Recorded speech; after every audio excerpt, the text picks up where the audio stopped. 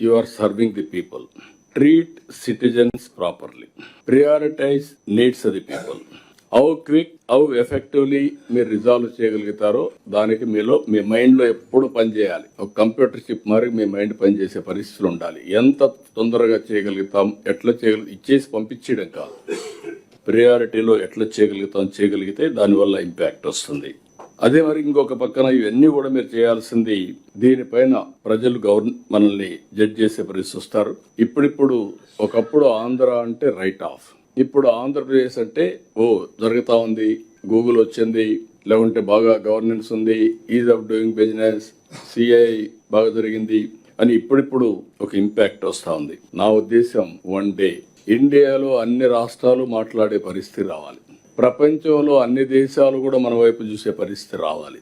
Either green energy or industry or services or the way we are governing.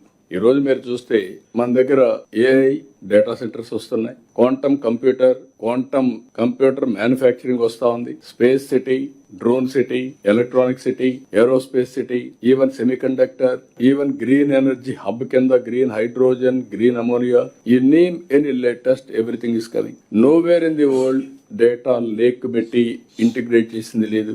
నిన్నే మాట్లాడిన Sanjeevani project, health లో digital health records వచ్చి preventive, curative, real time monitoring మనం చేయగలిగితే cost of health services తగ్గడమే కాకుండా citizens burden తగ్గుతుంది. It will be game changer. Gates and also other experts they are guiding us. ఇది జరిగితే దీన్ని మనం రిప్లికేట్ చేయగలుగుతాం, అదర్స్ కూడా హెల్ప్ చేసే పరిస్థితికి వస్తాం.